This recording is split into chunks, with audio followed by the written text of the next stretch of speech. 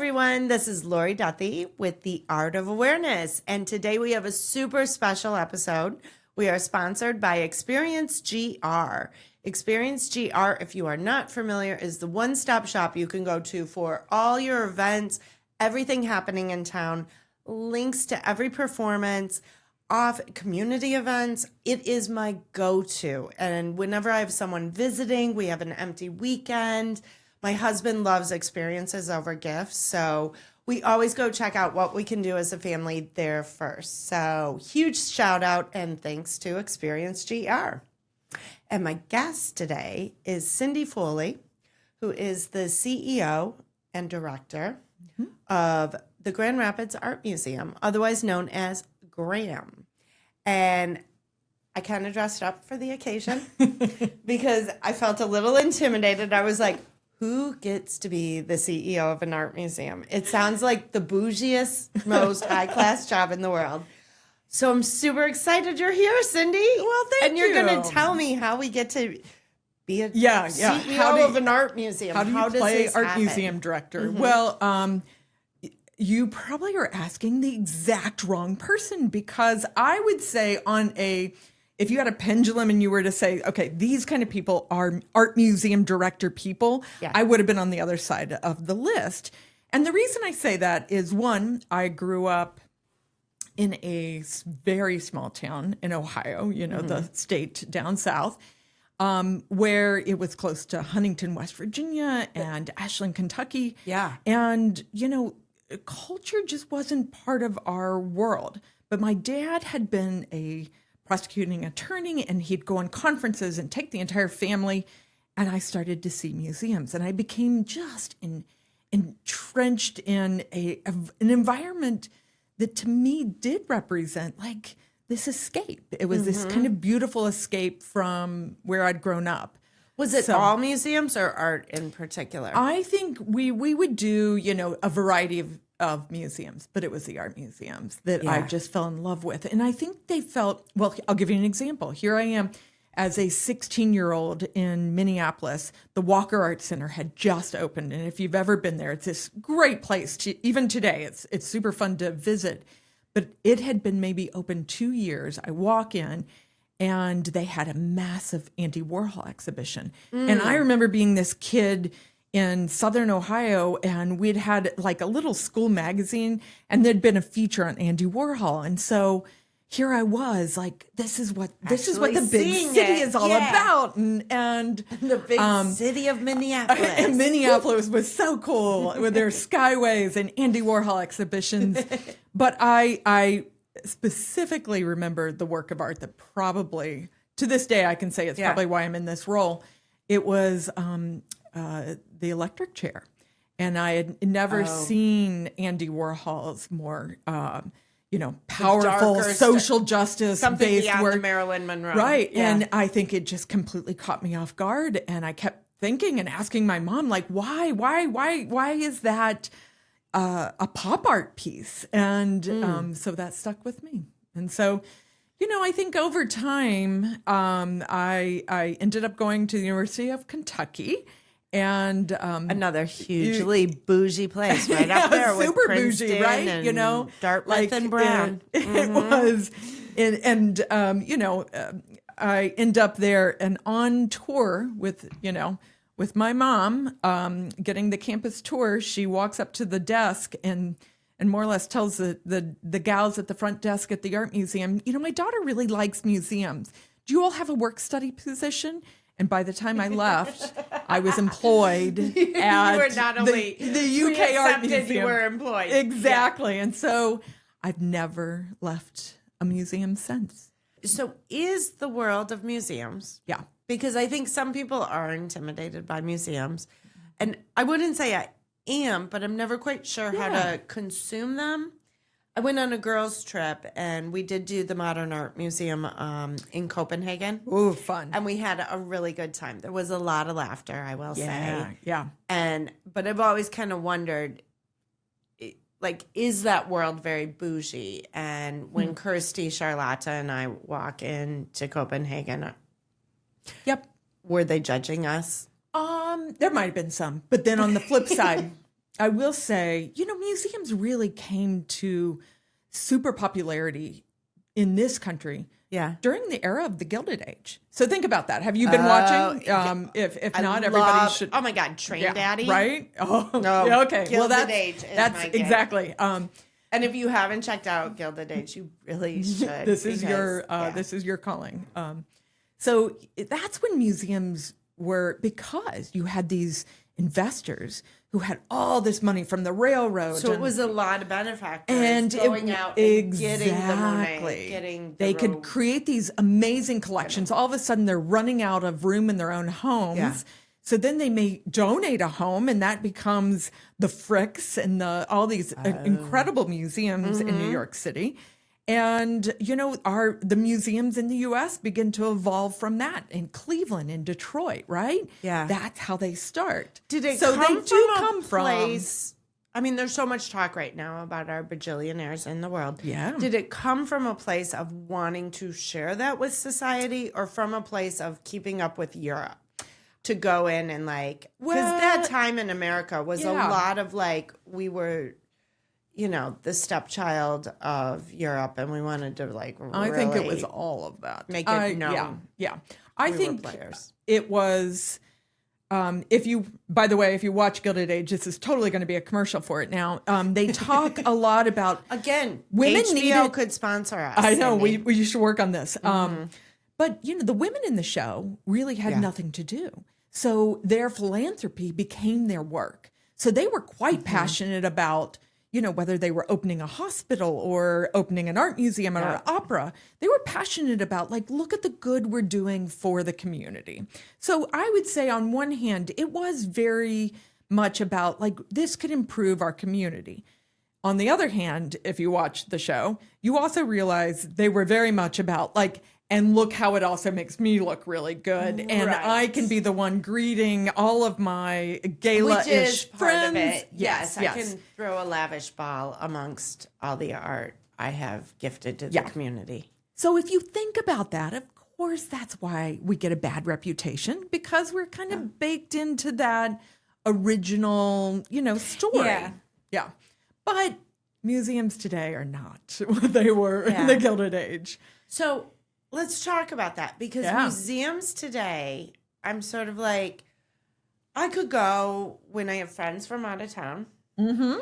I could, when my nieces are in town, you take the kids and you go. But how do you envision us consuming art? Because there's also a thought of mine of the number of times we have meetings in just a coffee shop.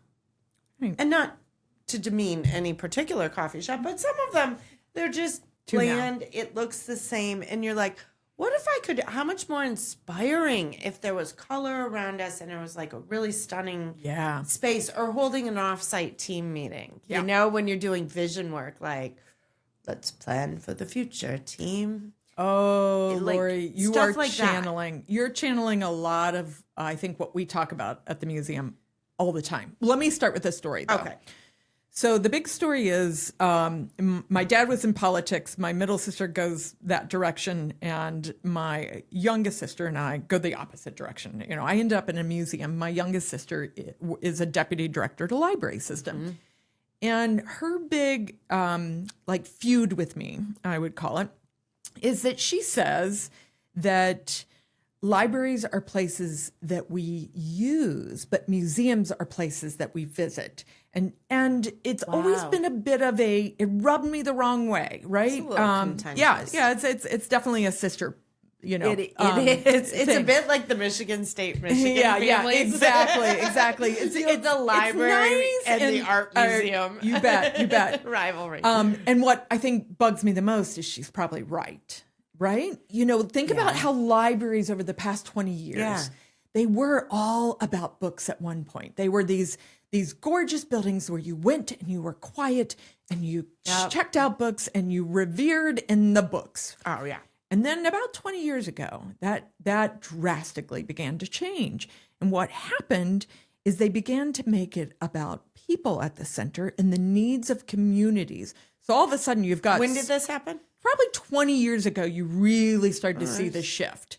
Yeah. So by the time, mid-90s. As the internet's emerging, yeah, and people we're are starting to find stuff online instead of and you could get renting books. audiobooks. Oh Right. my gosh, my mom All these still. different ways. Amazon, the invention of Amazon, Yes. right? So all of a sudden, we don't need libraries like we used to need them. Right. But they're great spaces. And they're spaces where, you could go and you could learn English. Christy and I, we hold meetings Meetings at can the happen library there. because you can book a room. Absolutely. Yeah. You could do story time with your children. You could English as a second language now is taught there. They even have resources for unhoused populations, helping folks get their resume up to speed. Right? Think about Career, all those services. So what do you think this looks like- translates to Yeah. with art museums or museums in general? I think number one, museums are slowly becoming social centers. And I can give you an example. Last summer, we tried an experiment. It's called Thursdays on the Terrace. If you all have seen the Grand Rapids Art Museum, you know we have that crazy overhang out front. Yep. And it creates just like a big old front porch. And so what we decided is every Thursday night, we want a bar, art, and music going on. And if you walk in the building, great. We're free on Thursday nights, so it's fabulous. You can go see the exhibitions. But we realized maybe people just needed a fun gathering place. I love this. Yeah. Okay, so when does this start? Well, it will start mid-June of this year, and it will Right. go for and at we'll least... get this posted properly. Yes. I love giving Christy's my producer, and sometimes I think she just needs like more things to do because I'm not enough. Send her to on a manage. quest. Yeah. So if we could make a note, we'll get the right info on the notes for this episode. And last year we had so much fun. Like we had a bar and an art and Which music is every time. Awesome, because I'm sorry, but Michigan gets off really early in the summer. I don't know if Absolutely. you've tried to reach anyone at 3 p.m. during the summer, but we're it's all like just we're all ready. out and about, and the calendar is like boom, boom, boom. But what bet. a great place to meet. And there's a DJ You're or right a by the band plaza. playing. You're already downtown Exactly. for other events. And it's all free. But then we also had partners that we worked with. And this is the other part. It's I think museums are going to be social spaces, but they're also going to be spaces that are different from a bar or coffee house in that you can also show up and on even any given night last summer, you might find out that there were a group of knitters. And what we told them is let's do knit night, but have knit materials and be ready to teach anybody that shows up. Or we partnered with the library and we had like books available and we did a quiet read. Have you ever done a quiet read? It's where about 100 people end up showing up with their book and everybody reads quietly and then we all get a drink and we talk about our books. So it's kind of like different reverse. books? Yeah, reverse. Or like, I thought book it might be club. like a silent disco. Where like We haven't figured out at that. people's numbers. You and, like, you what are actually you may reading? may have a cool event in there. But every Thursday night was something a little bit different. You could participate or you could say, I just want to get something at the bar and then maybe go check out the galleries. But we realized or have people tell me, like the Cliff Notes. Yeah, Tell me what you read while I exactly. was drinking the You wine. do ahead not of time. need to read. That might I Yeah. might be your laziest member. I know. Trust me, many of us on staff had forgotten to grab our books, but the library helped out, gave us a book to read. So it was Oh, that's a ton of great fun. partnership too. And that's just it. I think we also need things that challenge us though. Sometimes. Yep. We had one night, which was ridiculous, art history trivia night. And most of the folks walked in and said, I know nothing about art history, but I love trivia. And we were like, you're in the right place. And So like a pub quiz. yeah, but you can pick A, On B, art. C, or D. And half of the teams that did really well were just totally Really? going for it and using their, critical thinking skills. I'd and trying kind of to like narrow to it down. try. Yeah, like educated guesses. Like And it's just don't the know. fun Is it of a it, Pollock right? or Rothko? And they or- would give you options. So I'm you gonna could run out say of like name dropping of Van artists 'cause Gogh I'm so bad at or a Mary Cassatt. Any of those would do. But it just allows you to be a little playful, try something different. But it's social, and we're realizing that, especially in an era that has become so phone saturated. That we say social media, but is that actually how we connect? There's nothing social about exchanging the messages back and forth on Facebook. No. And I think we're all craving this too. Yes. We are all craving a place and a way to connect. And sometimes it's hard because if you don't know people or you're not sure where to begin. But I love the concept of a museum because anyone can walk up to a painting and you get 10 different opinions from 5 people. Right. Because you're constantly evolving your opinions. It gives you something to talk about. There's something, I don't know, like freeing about nobody really owns this space. Yes. And it's not pre-prescribed. It's up to me to, I guess, perceive it. That's what I'm thinking, Cindy, is we live in this world where it's like we're receiving things. Boom, boom, boom, boom, boom. And here's your TikTok. Here's this. And it's like when we perceive, we actually have discussions and think about like, what is that piece of art? Like, and how does it relate to me? Why do I Or care about it? Or do I care? Don't like it. Why do I not like it, or why do I not care? Okay, so this is crazy, but this is going to be a challenge for everybody listening. The next time you're at the museum, go all the way upstairs to the 3rd floor where we have the permanent collection. In the far left gallery, where the oldest art is, there is a voting booth. And at the voting booth, you have about 7 different things you can vote on. But here's the thing that is written. It says you have to vote. They're all animals that can be found in some of the images in that back gallery, right? But you have to find and vote on the animal that is most like your personality. So, for example, there is a really sexy cow, and I might be a sexy cow. I know. I love her. Like menopausal 50-year-old woman. It is totally like that cow is like laying in the field, hooves up. She is just. I am comfortable with who I am. I'm so going to see this. You've got to go find her. And Megan, every can time we get the cow I vote, on our social media? I think I'm a sexy cow. In my heart. I will figure out a way to get you the sexy cow because she is adorable. But there's also this little precious puppy who is nipping at the heels of what looks like a very elegant little girl.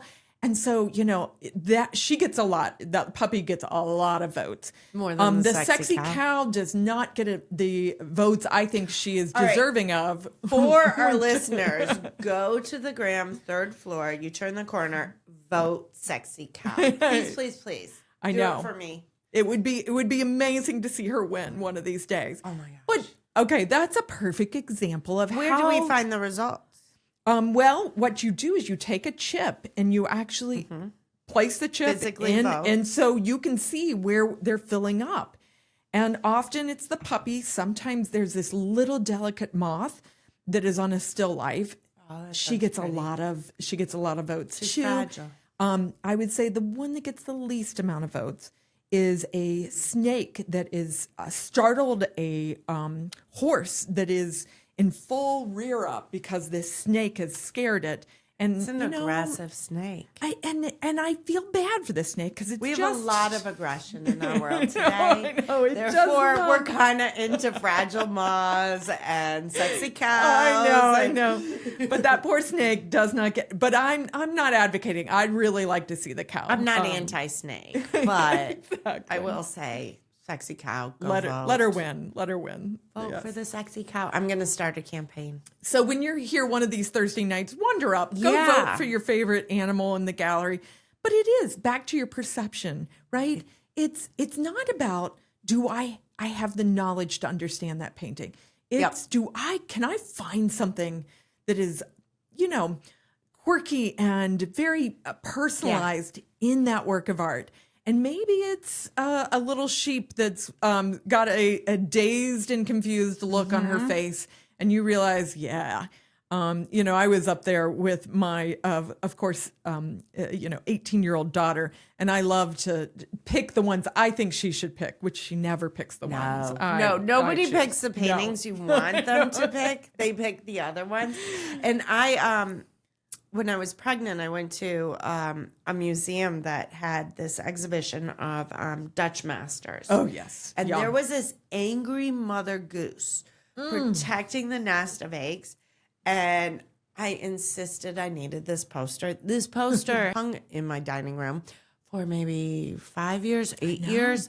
Everyone in my family hates it. They're like, why do you have the angry attacking mother goose? And I'm like, oh, but then there's this political story about the Netherlands behind it and see how the eggs are labeled. And they're like, what is that story? I'm like, I don't remember, but look at that angry mama goose. That's how I feel most days. And to be quite honest, that is a valid way to look and think about art. I think folks get so caught up in the Gilded Age. Like, do you need to know the artist's name and all this information Like, and who's the the art guy historical? Who did the dots and made pictures out of dots? Surratt. Like there's that Surratt. picture in Yeah. the park. Yeah. I always forget Surratt. Well, but here's what I love. Once you find that work of art that piques your curiosity, what I will find, and I can tell you a dozen people, is all of a sudden you start going down a rabbit hole and you begin to really get excited about this random artist, you know. And I remember after going to Minneapolis, I come back and I write my senior paper on Warhol because I'd had that experience. And I think just art has this opportunity to capture us at a particular moment in time. Yep. And we just can't turn it off afterwards. I think you learn a lot about others, whether you're going with friends or like I've gone with my husband. My husband is more ADHD than I am. If like you can imagine our household, it's questionable how we function some days. But like I've gone with Mark and like what he chooses is really of interest to me because men don't talk that much about like aesthetic things, or at least my man don't. Lots of men do.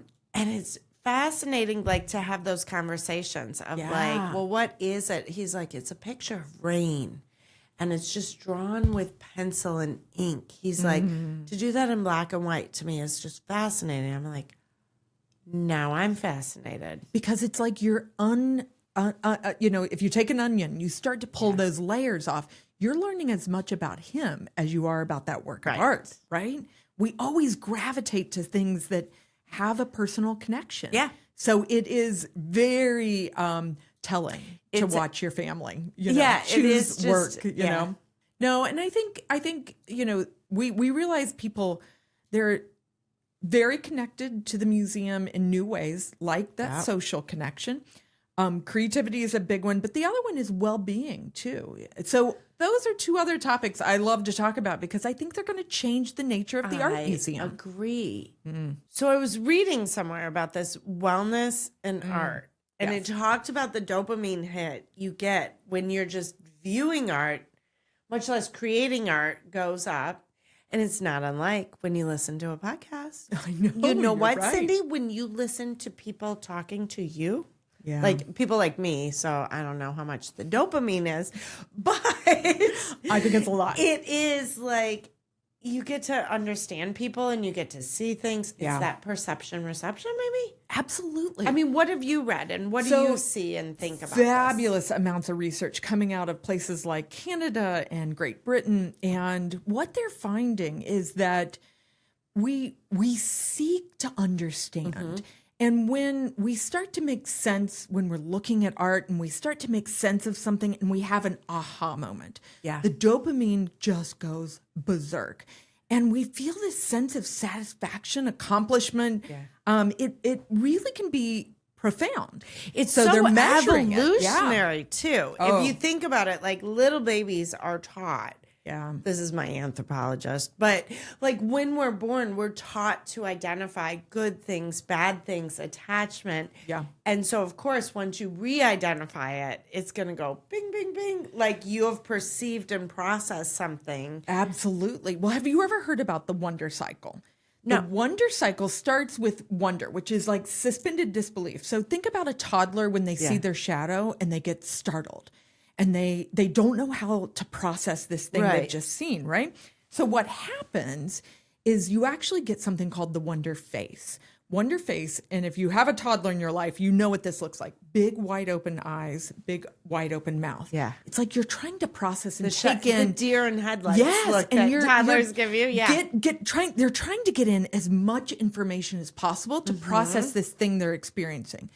Wonder can sometimes just be a couple seconds, but it immediately leads to curiosity. So what happens is you have a wonder moment, and then immediately you're like, I need to understand this. I need more information. insatiable desire to understand something more, which then leads to the third phase of the cycle, which is questioning. You start the rapid fire questioning. Why, what does this mean? why, Who why, does this? what, when? So it's that cycle that ends up creating what doctors in Canada now feel is almost as important as getting a prescription. In Canada currently, if you go in, you are likely to get a prescription from your doctor to take to the pharmacy and a prescription to go to a local art museum, because they want you to experience that wonder cycle. And then you have to report back to the doctor on what your experience was about. Tell me what drugs it's like. yeah. Well, that No, might I'm be just a kidding. different But, podcast, but it's known to like lower your blood pressure, right? absolutely. It's good for like blood and pressure, helping you anxiety, just regulate sort of- all those emotions. It's like tree bathing. yes, Tracy yes, and it's I, very we go on walks similar. and we go through a certain area so we can tree bathe. Yes, Yeah. so it has a very similar effect. Now in the art museum, we're taking it a step further, and we're even now offering things like sound baths in the galleries, where you Ooh. end up listening, looking at a work of art, so Yeah. slowing down. Think about this. How Yeah. hard is it for us to be bored, right? You slow It's down really hard. and you just look and you listen to a sound bath.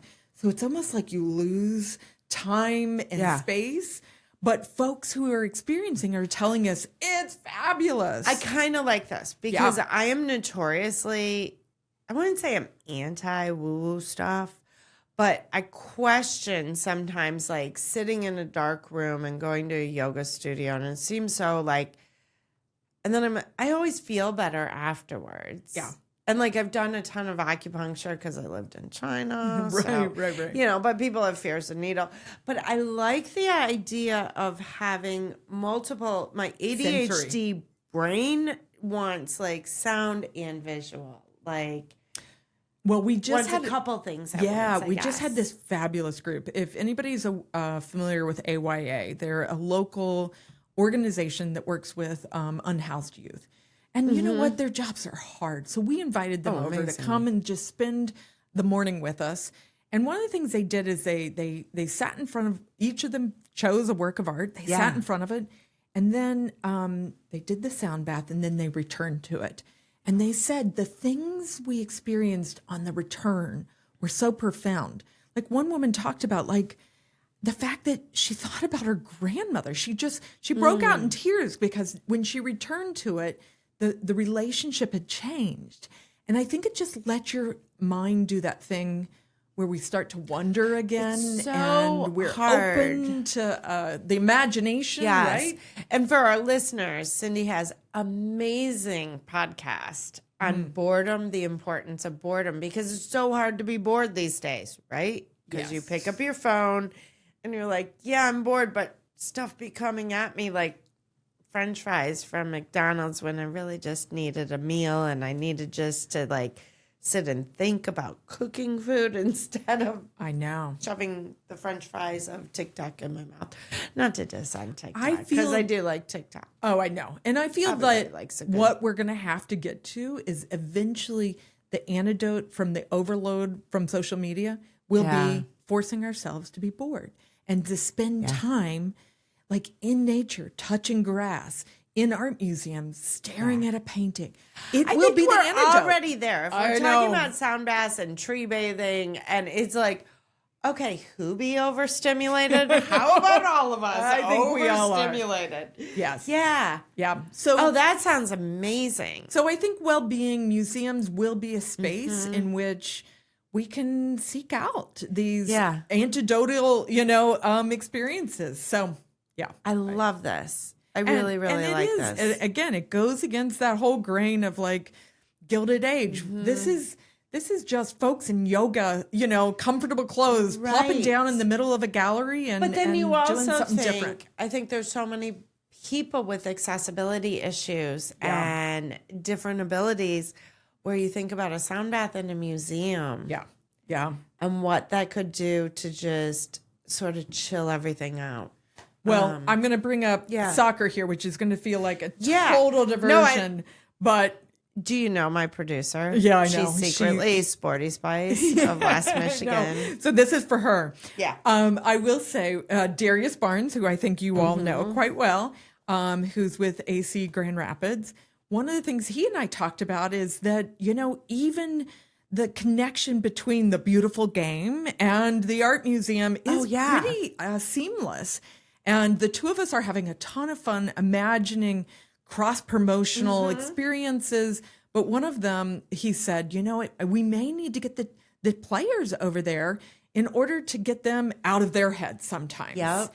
And it is, I don't know if any of you are Arsenal fans right now. We all need to get out of our head because as a Arsenal fan, I am struggling, but my husband is beside himself because I'm sorry. They keep losing. And I am not Sporty Spice. I'm Artsy Spice. What is Arsenal?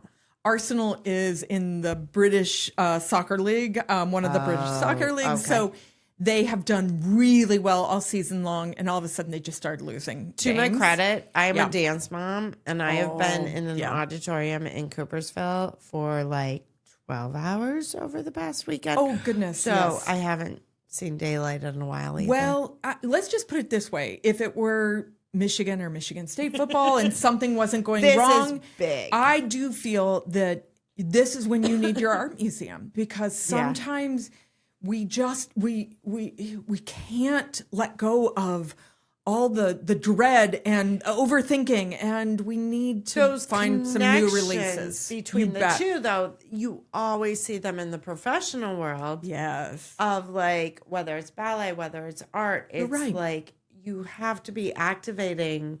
We have all these things to fire in our brains. You bet. Yeah.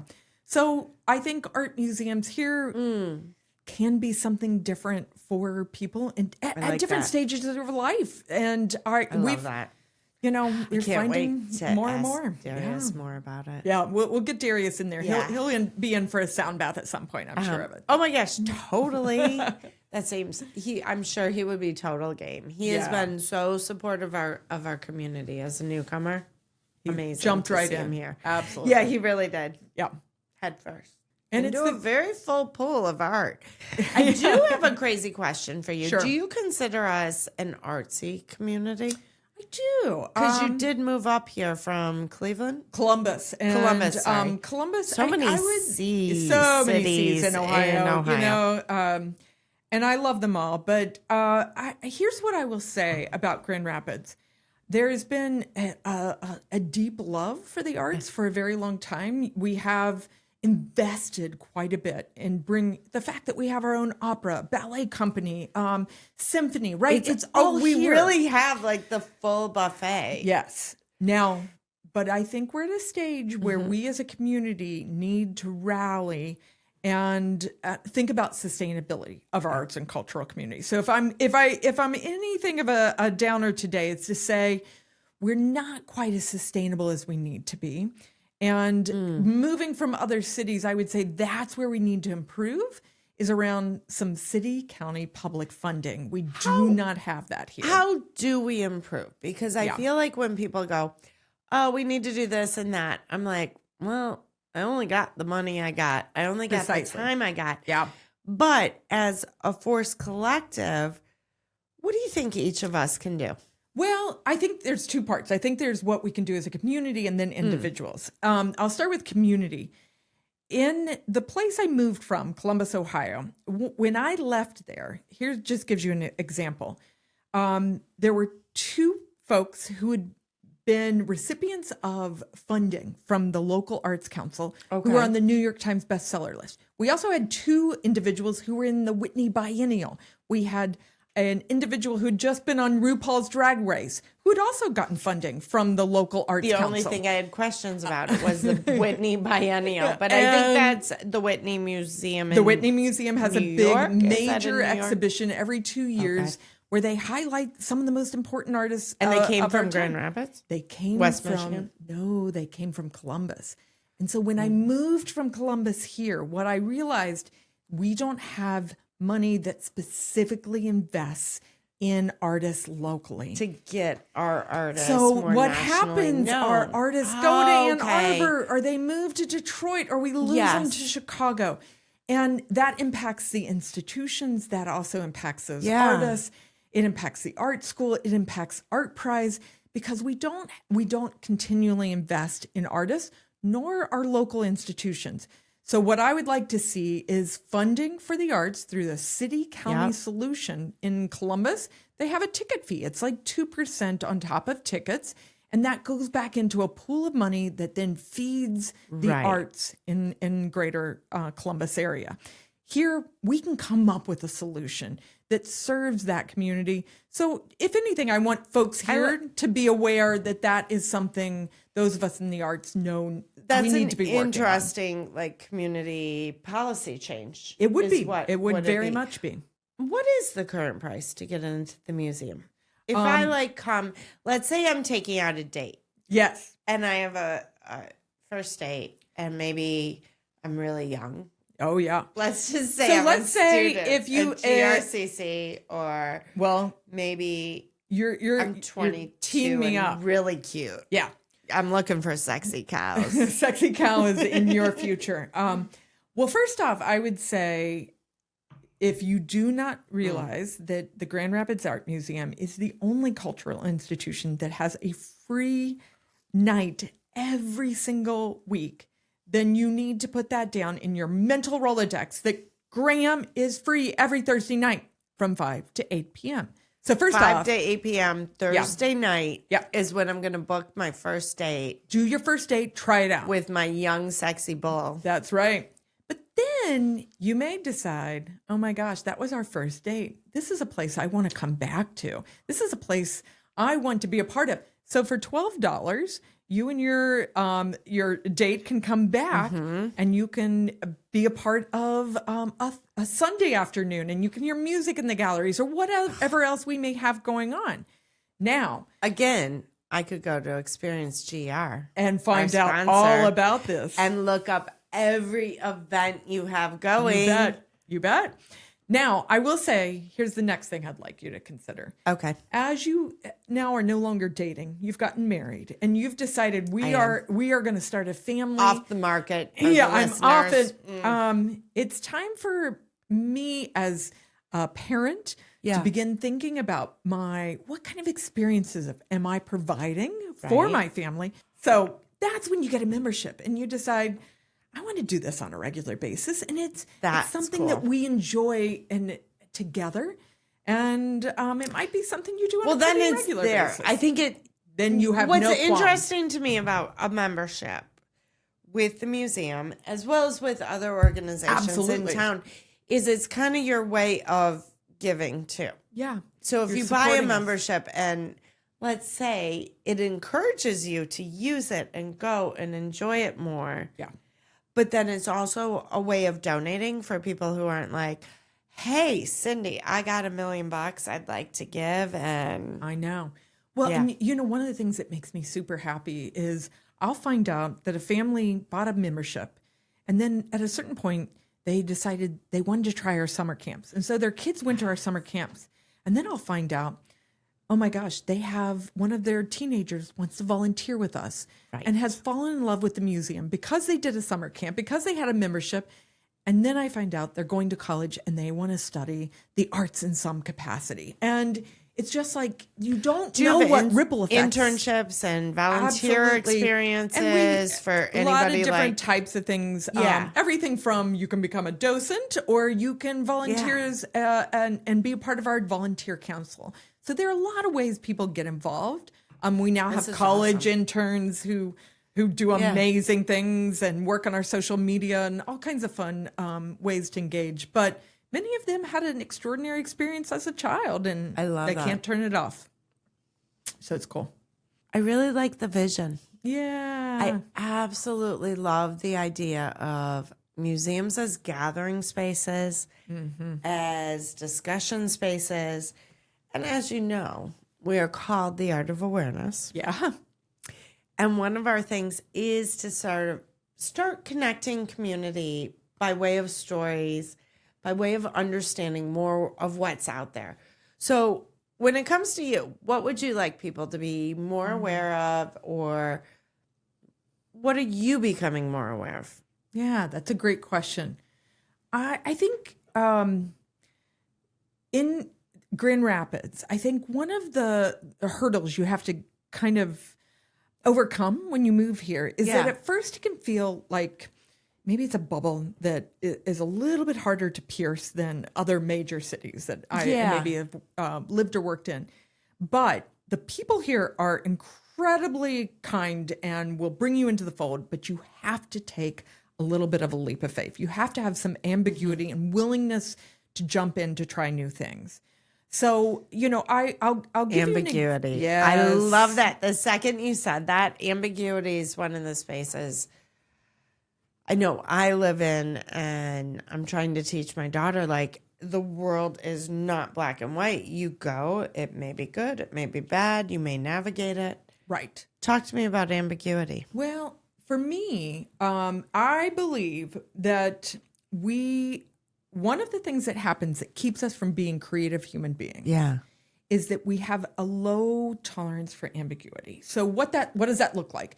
It looks like, in theory, we love creativity until we're asked to do something that makes us uncomfortable.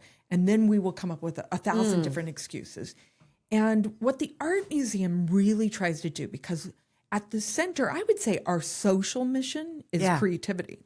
And what we try to do is give you scaffolding, though. We know that creativity does have ambiguity attached. You don't know what is creativity. I'm going to dial it back. Before we go into the scaffolding. Let's peel this all the way back. It's come up twice now on our podcast, and something I think about a lot. I have a mom who is a nurse. Oh, yeah.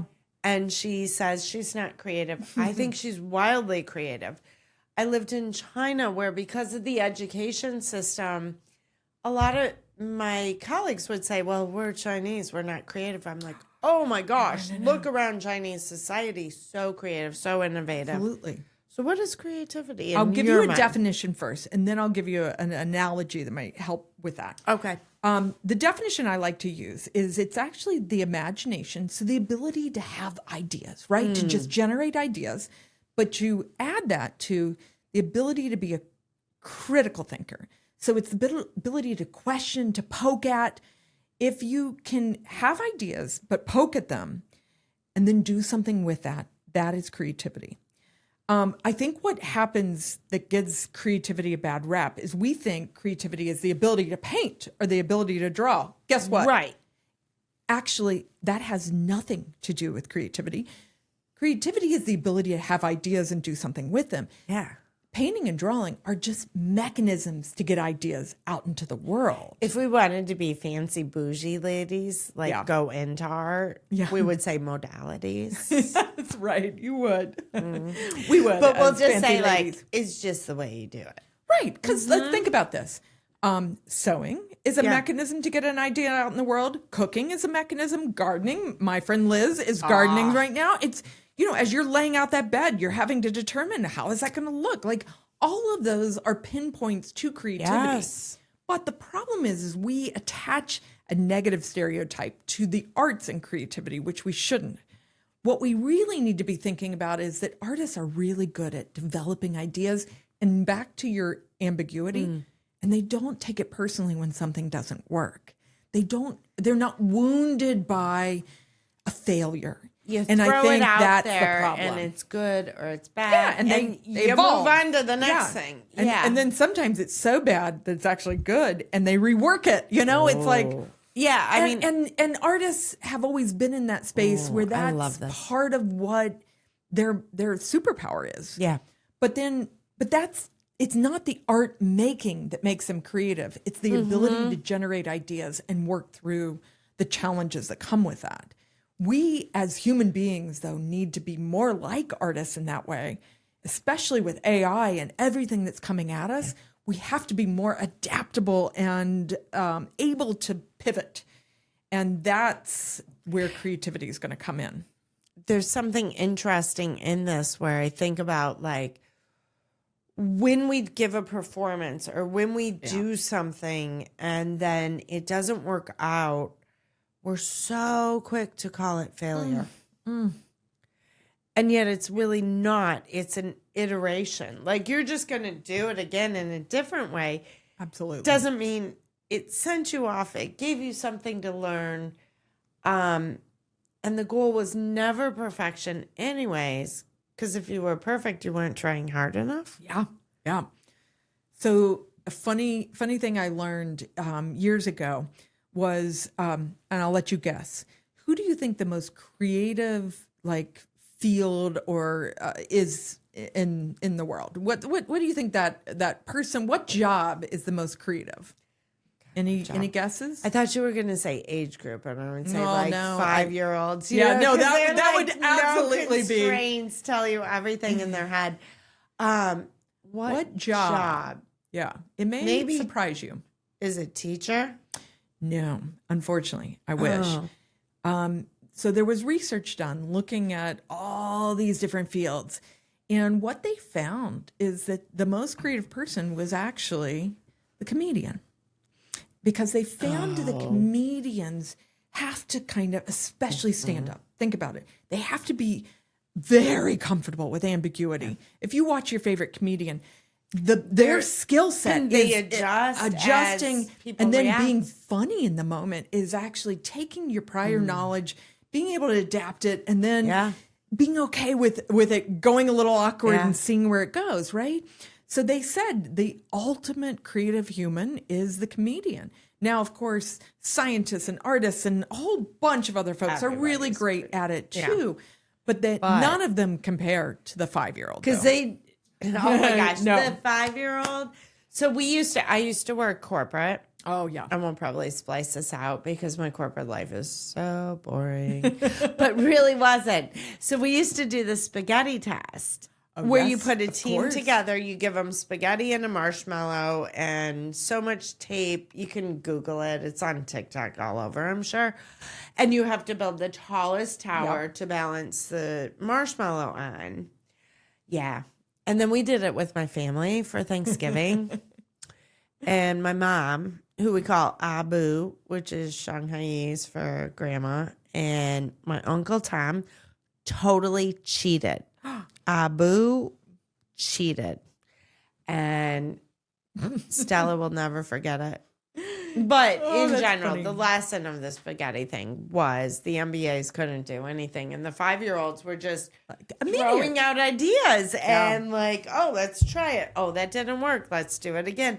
Yeah. And as adults, we start to go, Well, have you seen the insane research where it actually demonstrates it's a NASA research study that shows that at the age of 5, they researched and looked at all these kids and realized the same test they'd been giving to anybody who applies to work at NASA, they could give the same test to 5-year-olds, and 2% of the adults are creative geniuses. How many of the children were creative geniuses? 97%. no. So children are born creative. But what happens suck between them dry 5 like and vampires. 10? Yes. They go from 97% No. creative geniuses. By the time they're 10, it drops in half. By the time they're 13, it's down to 23%. So what we actually do is we untrain creativity in our schooling. We train them to not think divergently. I'm like crying right now. I know. Like, It's there's something so sad about that. Do you ever listen to Harry Chapin? You know the song "Roses Are Red, Young Man." I think I Green do. leaves are green. There's no need to. You're gonna have to see fill in the flowers gap here. any other way. Oh, than the yes. way they always like. We train children to see the world as we want them to see the world, Right. and therefore, as adults, we start to become like, oh, well, it's creative. Well, my daughter is a perfect example. When she was in kindergarten, she had to fill out. Remember those weird? They would be a shape or a color or something, and you had to have your 5-year-old fill in what it is. The little word. And there was this blob, and she looked at the blob and she wrote, "That's art."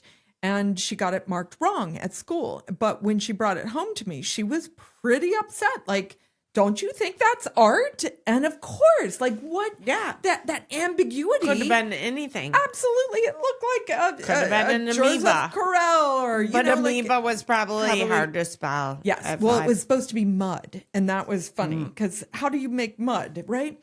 So there's the irony is these 5-year-olds, they have the imagination. They can imagine things beyond what we know. They can picture worlds beyond. It really is. It's okay. So before we leave, I would like to know, do you have any tips for us on reclaiming our creativity as adults? Yeah. I would say first, find wonder. So remember I told you about the 5-year-old who sees a shadow and they get the wonder face. Just find the new thing. But for adults, we actually experience wonder. So if people are listening, here's what I'd ask you to do. Go onto your phone and find that moment where you experience something and you tried to capture it because it took your breath away, or something about it just, you wanted to capture it. Maybe it was a sunset. Maybe it was the way the beach was and the sand was coming in and out. But instead of maybe photographing it the next time, just study it. Just be with it. Be present with these moments of wonder. Sometimes that'll happen in an art museum. Sometimes that'll happen in nature. But I think we have to get more cognizant of when those, for a 5-year-old, it happens every 2 hours, right? Right. They see the world through new eyes every 2 hours. I'm looking even at your wall right now. Do you see that moving branch? Yeah. It's like a video piece. For those of us listening and watching, I know. We have this like amazing little square shadow where the maple tree's like kind of coming in with its leaves, and it's moving And as grown-ups, we stop doing that. We stop seeing the little joy and it's delight. Absolutely true, because you know what? I haven't booked my gardener, my lawn service. You got a lot car of insurance stuff. is about to expire. Like Lori's administrative world is blowing up. And so I missed stop looking. the square on the wall, which is so beautiful. I know. You guys, I'm so sorry. I feel like we should do a thing about, maybe we could do like a square on the wall that we Everybody just watch every evening. Yep. Let's all do it. I think those days have passed on the internet, but you never know.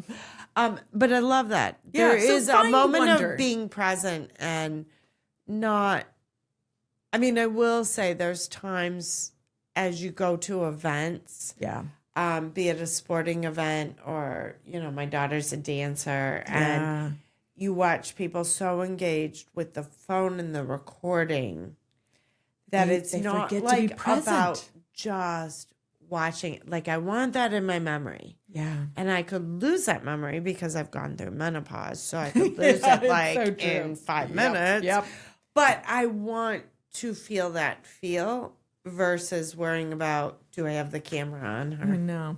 So I think it's training ourselves to just be present, to take something in and finding joy in the simple, beautiful things in our lives. You know who's coming to your house on Thursday? I'm coming to the Gram. Woot. Excellent. That would be Thursday great. nights all summer long at the Gram. There is free admission. There is wine. There is music. What could be better? Yeah. Anyone thinking about a date with a sexy cow or a sexy bull? I'm going to be there with my sexy husband. Excellent. See? I love Something this. for everyone. Thank you so much, Cindy. Lori, it's been a delight. I love this. It's so great to have you here. Huge thanks to Experience GR. If you want to know more about Thursday nights at the Gram, you can go on to experiencegr.com and you will find all of that plus more. I think anyone who's trying to figure out what can we do, I have a birthday coming up, want to do something special. Experience GR is the place to get everything we got going in GR. And thank you all for listening. This has been The Art of Awareness, and I'm going to read us out. You can find us on theartofawareness.org. You can find us on YouTube. Please, please, please subscribe. That really helps us. as well as on Apple Podcasts, Spotify, wherever you find your podcasts. We are a nonprofit, so if you would like to donate or have interest in sponsoring future episodes, please contact us at info@theartofawareness.org. I'm Lori Duthie. I'm your host, and I thank you all for listening.